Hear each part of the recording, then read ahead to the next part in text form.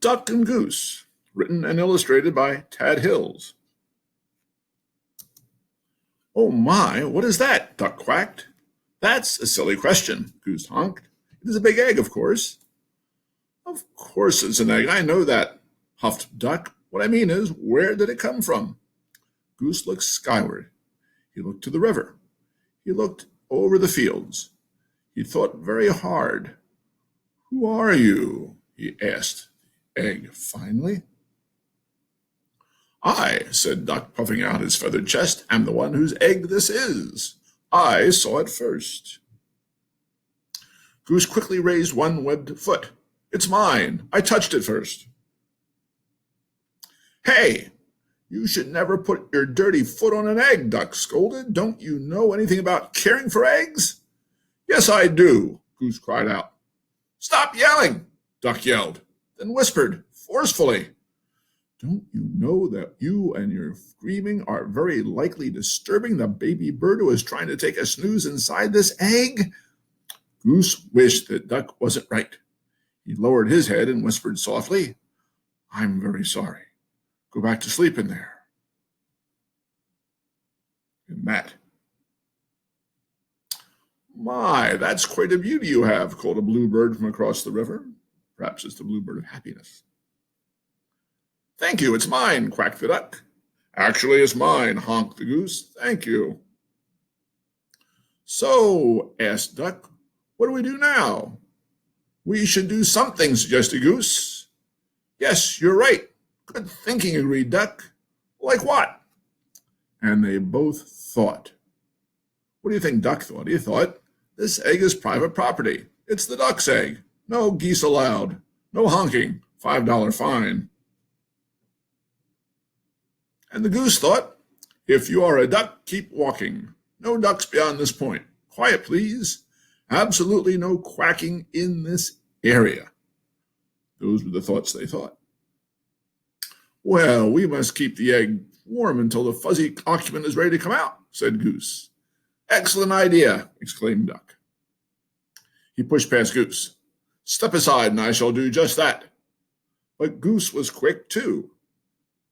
After a flurry of fussing and grunting and groaning and slipping and sliding, Duck and Goose found themselves back to back on top of the egg.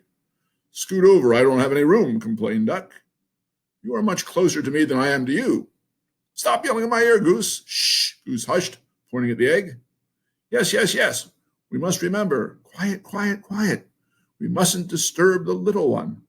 And so they sat, very still and very quiet, waiting.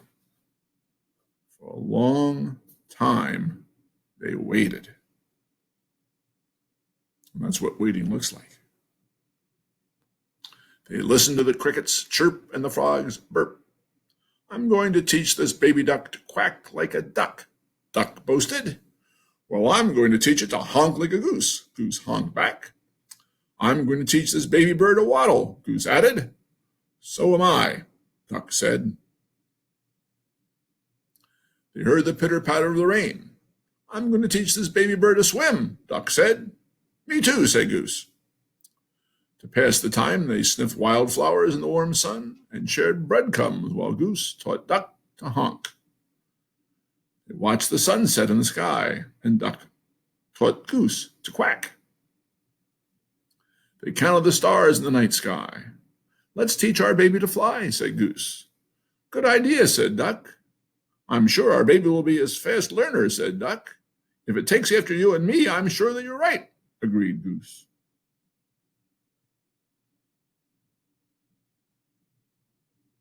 Together they waited until... "Did you feel that, Duck?" Duck nodded. "Yes." "Did you feel that, Goose?" Goose nodded. "It's time, Goose, it's time," Duck squawked. Oh, my goodness. Quickly, Duck slid down and started running in circles around the egg. "What shall we do now?" he hollered.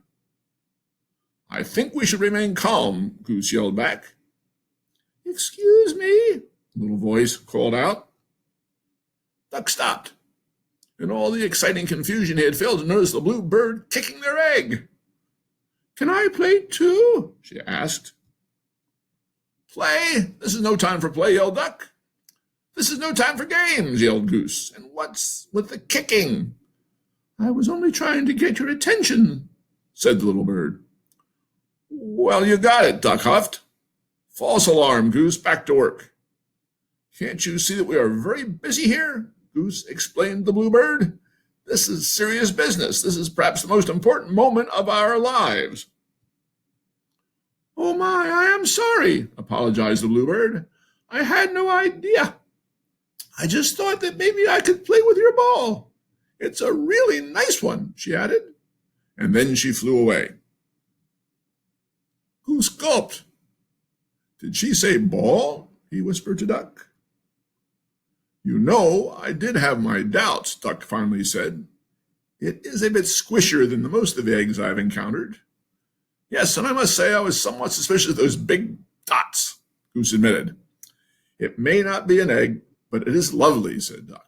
Oh, absolutely, Duck, Goose agreed. It's a keeper. As the crickets chirped, the frogs burped, and the grass swayed in a gentle breeze, Goose quacked and Duck honked, and the ball bounced and rolled, and sometimes it even flew. And this is a bonus. The next several slides will show you how to draw your very own duck and goose. And you can go back and study the instructions. It helps to be able to read. And then how to color duck and goose.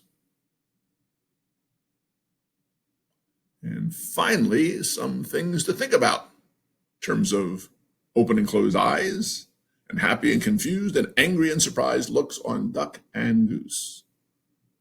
And so there you are, the story of Duck and Goose. That was fun, wasn't it? I'm sorry there are no special effects. It's only Grandpa making this, not Grandma. Hope you enjoy the story.